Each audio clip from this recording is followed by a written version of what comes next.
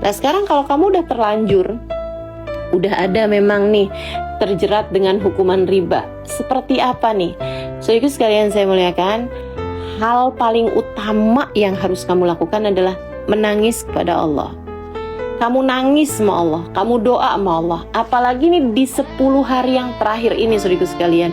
Kamu gak usah nanya sama saya, Ustazah doa apa atau amalan apa yang harus saya lakukan khusus bagi orang tersebut. Kamu nangis sama Allah, udah gak ada yang lebih khusus daripada itu.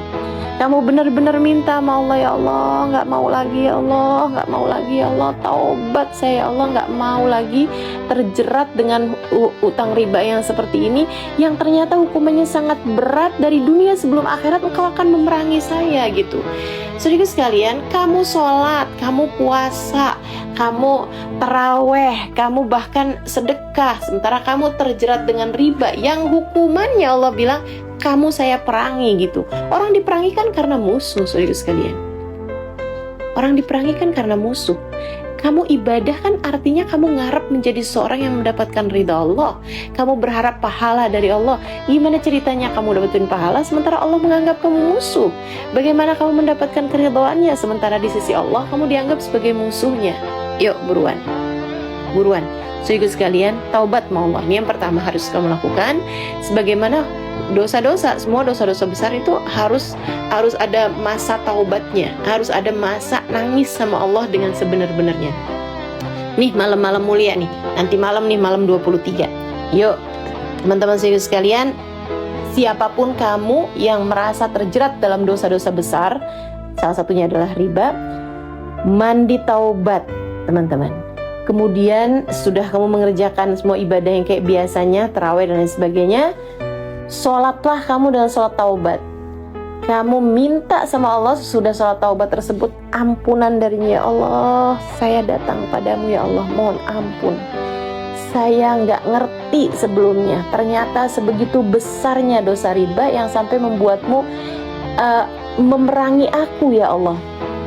Bagaimana mungkin saya selama ini mengerjakan amal ibadah berharap rahmatmu, sementara dalam pandanganmu aku adalah musuhmu yang kau perangi. Ya Allah, maaf ya Allah, maaf ya Allah, maaf ya Allah. Benar-benar kamu menangis minta kepada Allah Subhanahu wa taala. Kemudian kamu bilang, ya Allah, lepaskan saya dari jerat riba ini ya Allah. Lepaskan saya. Hanya Engkau yang dapat melakukannya. Begitu saudara sekalian yang saya muliakan.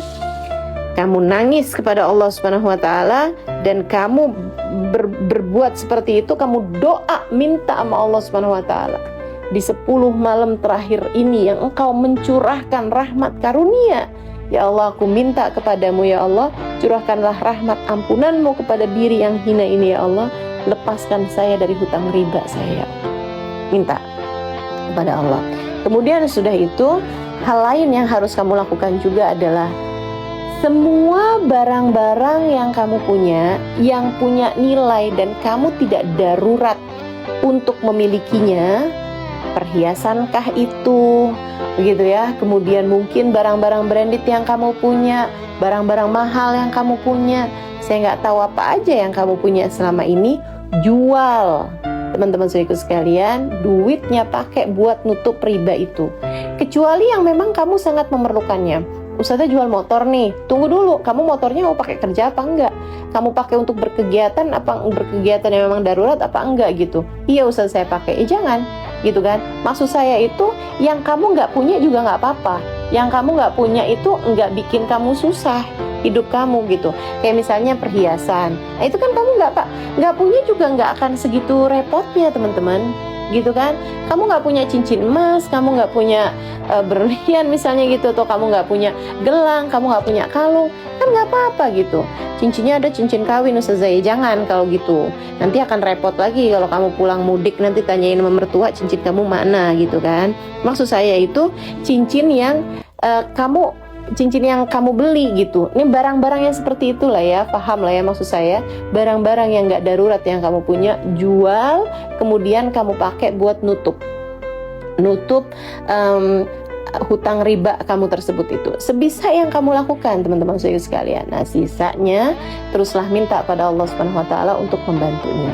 Kemudian amalan, kalau ada amalan ya, saya akan tetap menyampaikan kepadamu yang diajarkan oleh baginda Nabi kita Muhammad alaihi wasallam. Untuk setiap kali masuk rumah kamu baca surat Al-Ikhlas, baca Qul huwallahu ahad setiap kali masuk rumah. Jadi begitu masuk, Assalamualaikum warahmatullahi wabarakatuh, gitu ya, kamu buka pintu, kamu masuk, Bismillahirrahmanirrahim, Qul huwallahu ahad, Allahus samad, lam yalid walam yulad walam yakul lahu kufuwan ahad. Terus seperti itu setiap kali masuk rumah. Walaupun kamu keluarnya sebentar, nah itu sesudahnya kamu langsung membaca surat Al-Ikhlas. Itu diajarkan oleh baginda kita Nabi besar Muhammad sallallahu alaihi wasallam. Mudah-mudahan rezekimu dimudahkan oleh Allah Subhanahu wa taala sehingga kamu dapat membayarkan hutang-hutangmu tersebut itu.